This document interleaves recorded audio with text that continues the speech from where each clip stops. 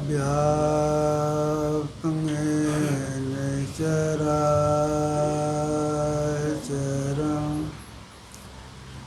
तत्पदं दर्शितं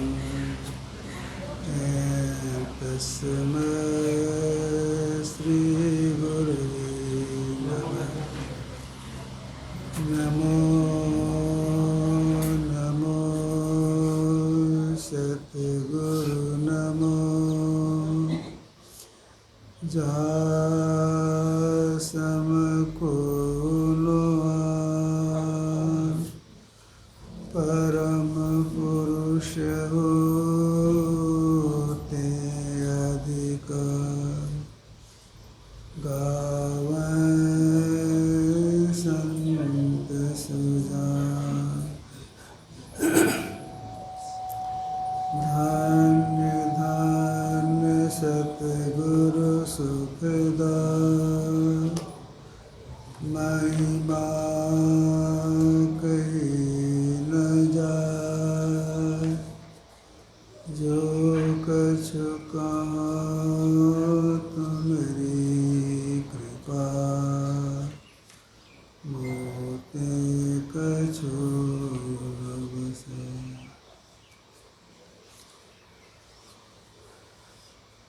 सम्माननीय साधु समाज,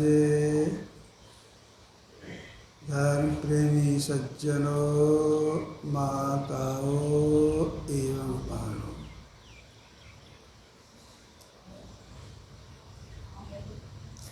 अपने ही देश में एक धार्मिक राजा हो चुके हैं।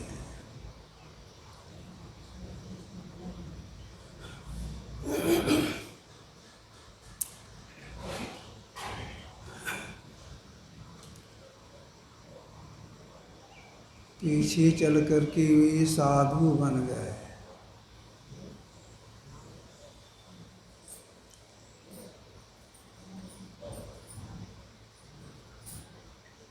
उनकी पत्नी का नाम था पिंगला।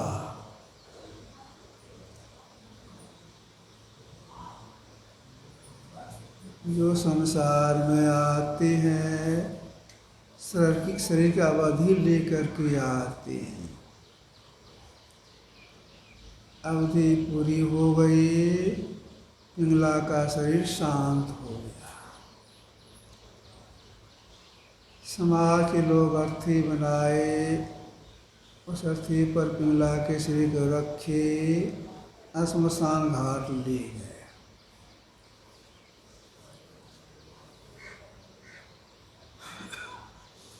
बहुत से लोग गए, साथ में जिनकी पत्नी थी वे भी गए।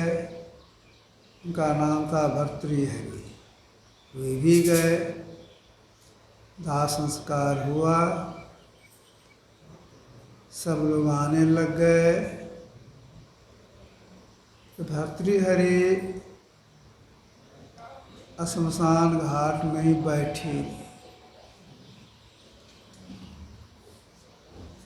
लोग कहने लगे चलिए, तो रोने लग गए।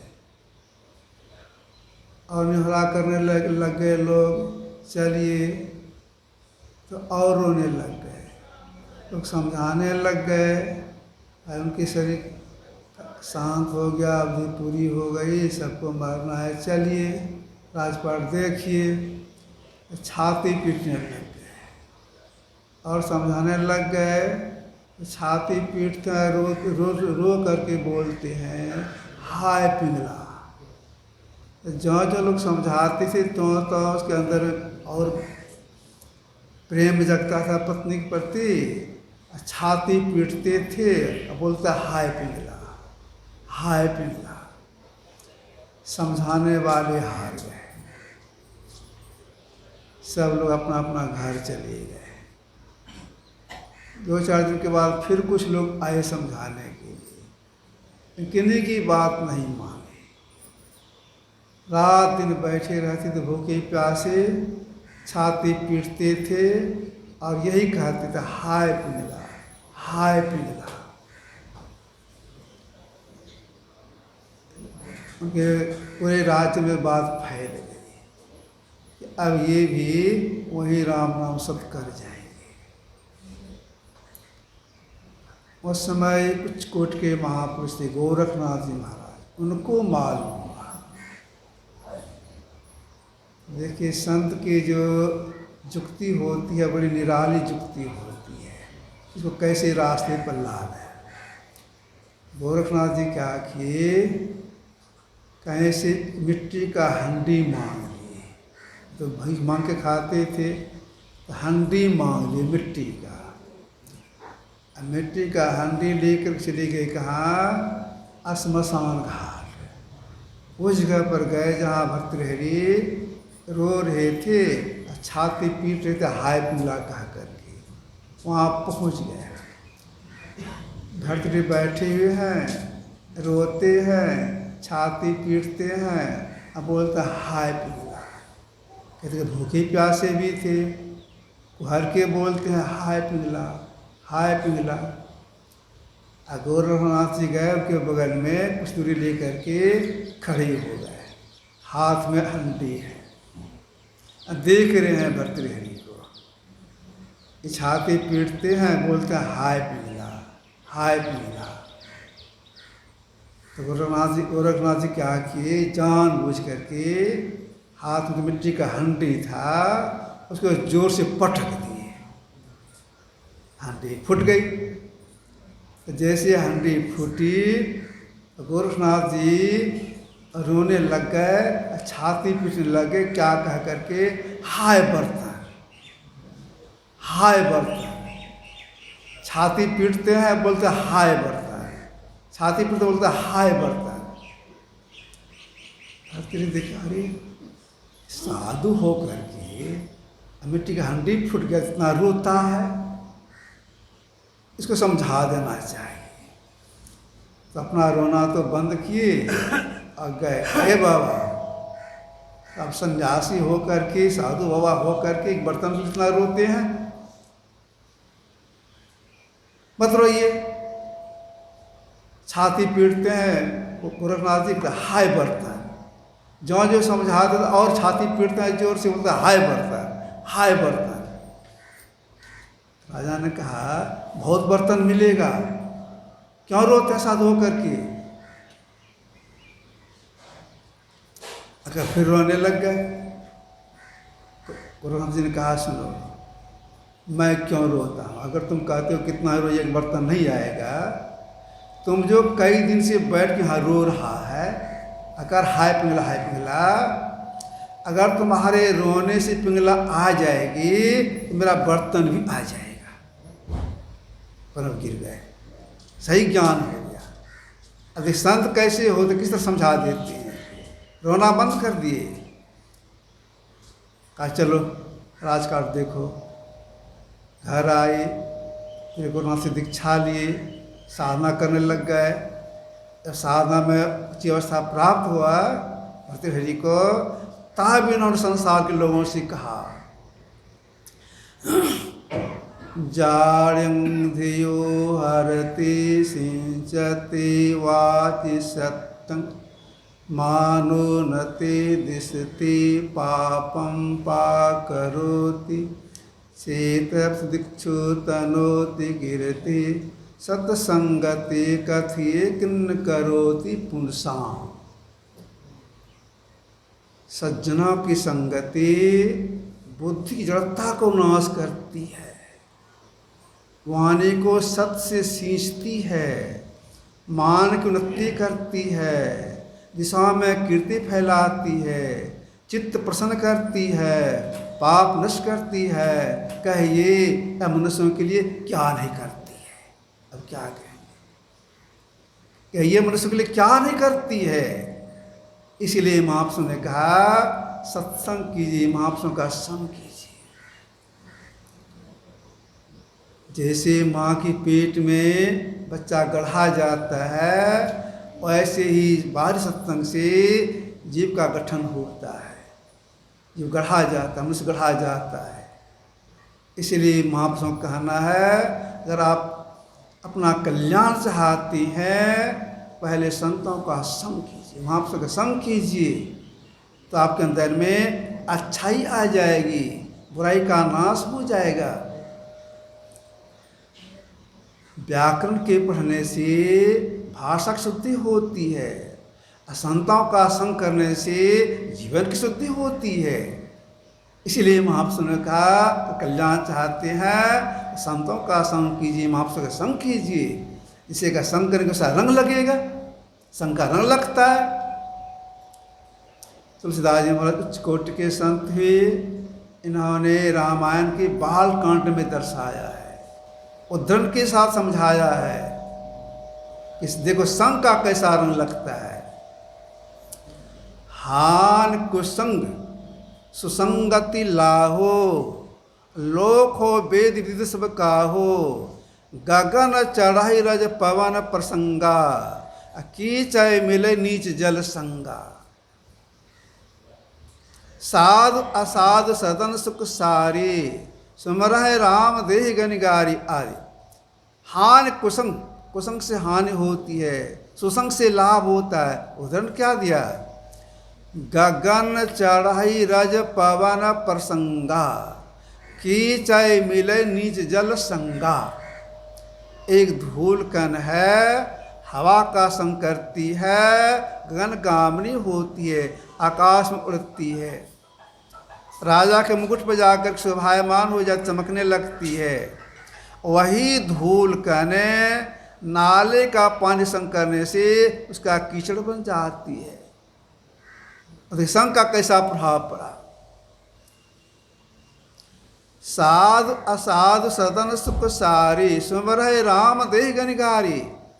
एक जाति के तोता मैना है, बदमाश के यहाँ पाला पोसा जाता है, डाकू में पाला पोसा जाता है, गाली बकता है।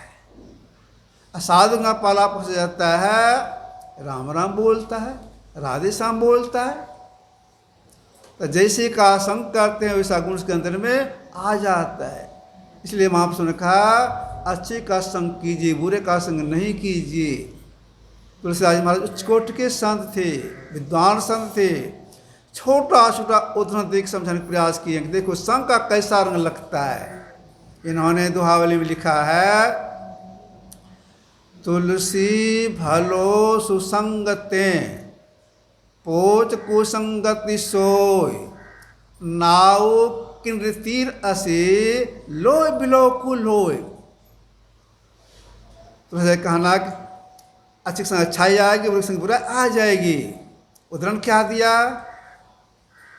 नावो किन्नरी तीर असी, लोय बिलो कुलोय। एक लोहा का उदाहरण देख समझाने का प्रयास किए हैं। एक लोहा आप ले लें, उस लोहा को आप नाव में ठोक दें, तो वह लोहा लोगों को नदी पार करने वाला हो जाएगा। नाव में नहीं ठोक करके उसको सितार में लगा दें, तो सुंदर सुंदर गाना सुनाने वाला हो जाएगा, मन खुश कर देगा। सितार में नहीं लगा करके उस लोहा को तीर में या तलवार में लगा दें, तो प्राण घातक हो जाएगा। अब देखिए एक ही लोहा है, नाव में ठोक दिए, नदी पार करने वाला हो गया, सितार में लगा दिए, संगीत सुनाने वाला हो गया, तीर में लगा दिए, तलवार में लगा दिए, प्राण लेने वाला हो गया। ठीक है, अच्छे का संग करेंगे अच्छाई आएगी, बुरे का संग करेंगे बुराई आ जाएगी। संग कारण लगता है। अब विचारना यह है कि संग का प्रभाव कब से पड़ना शुरू हो जाता है? जब यह जीव माँ की पेट में नहीं पहुँचा है, तब से इस संग का रंग लगना शुरू हो जाता है। तब आप कहेंगे जब जीव माँ की पेट में नहीं आया तो कहाँ पर था? पिता के संग में था, शुक्र के अंदर था। खाद्य वस्तु खाने से सात धातु तैयार होता है, रस, रक्त, मांस, मेद, मज्जा, अस्थि, वीर्य। यह जीव सीधे चला जाता है वीर्य के अंदर में। अजीब के संग में सदा का संगी है यही चार इंद्रियां, मन, बुद्धि, चित्त, अहंकार। शुक्र के अंदर वो जीवात्मा का वास रहता है। अगर उस समय वह पुरुष वो सिनेमा देखता है, उसका प्रभाव पड़ जाता है, असली चित्र को देखता है, असली बात को सुनता है, असली बात बोलता है, उसका सारा प्रभाव शुक्र के अंदर में जो जीव है उसके मन पर पड़ जाता है। तो संग का रंग लगना वहाँ शुरू हो जाता है। फिर माँ के पेट में आता है जीवात्मा, तो माँ के पेट में उससे बेसी प्रभाव पड़ता है। जैसे देखिए ये जो कहलगांव है बगल में, गंगा में 3 पहाड़ है।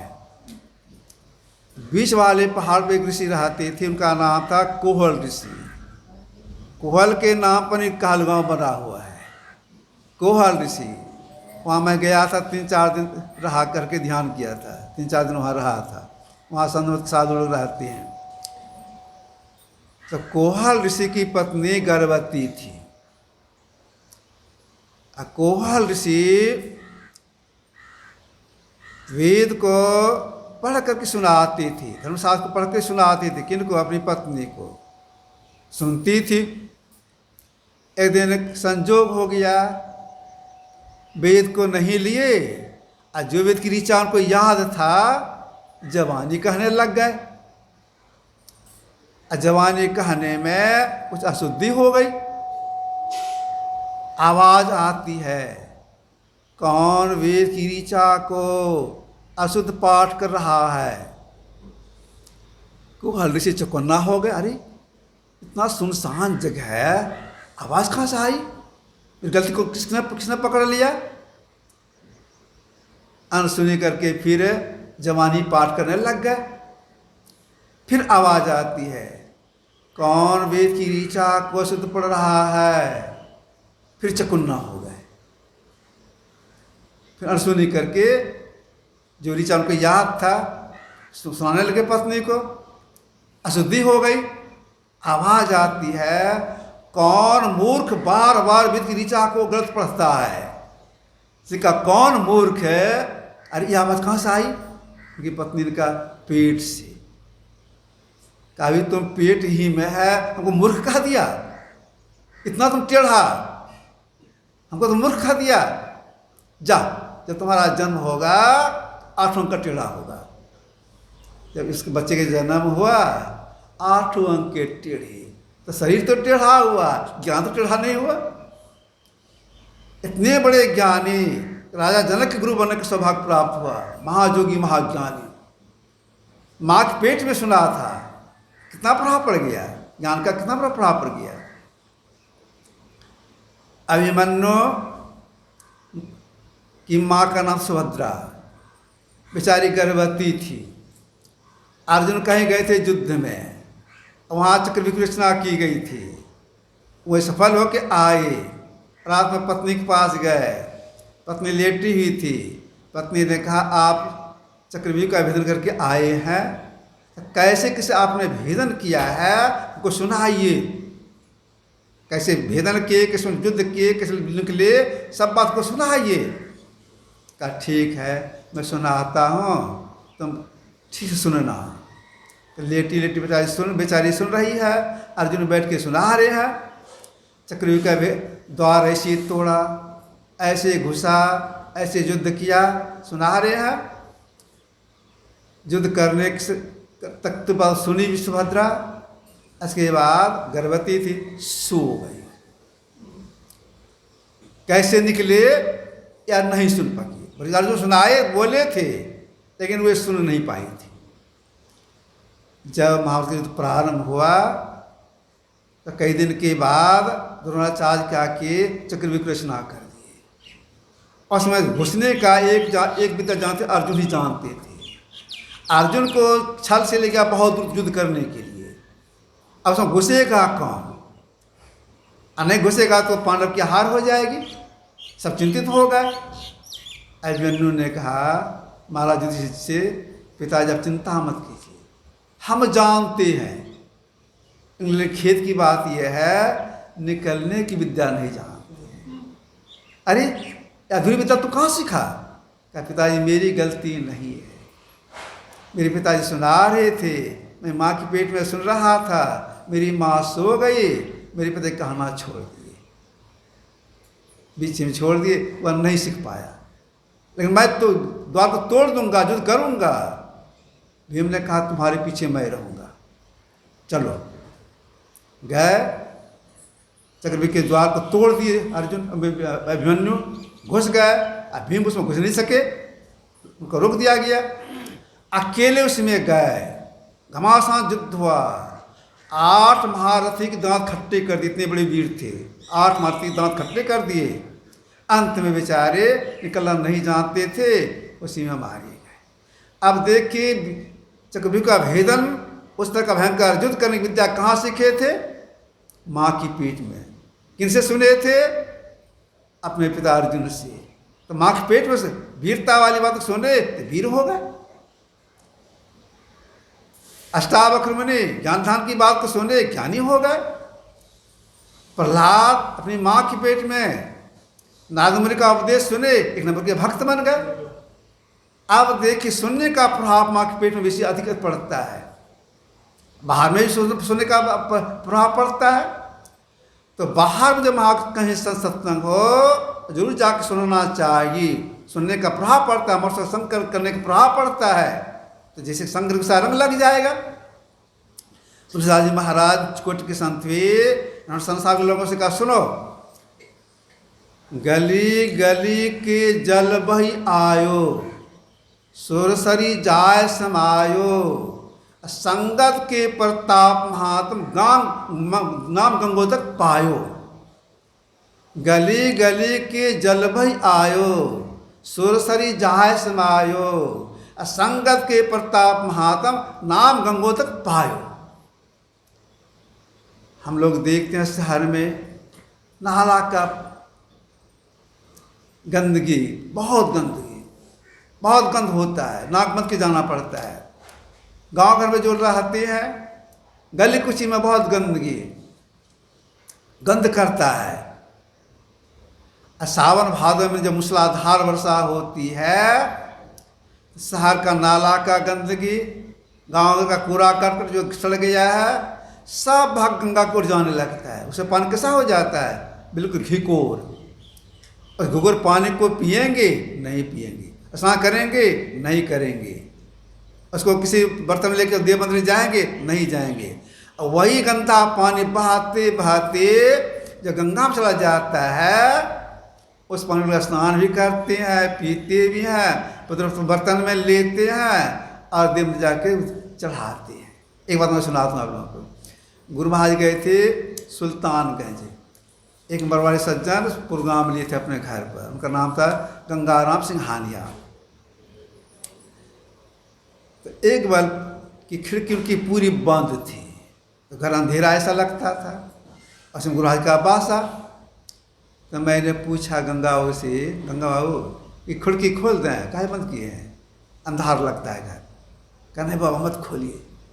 कहा है बगल में वह रास्ता है गंगा किनारे जाने का, तो यहाँ पर लोग नाला बना हुआ है, जितने कामारी लोग आते हैं उसमें पेशाब करते हैं, और इतना पेशाब होता है सब बह करके गंगा में जाता है। हमको मैंने कहा कमरे लोग कहाँ नहाते हैं? और जहाँ पेशाब गिरता है गंगा में के बगल ही में सब स्नान करते हैं।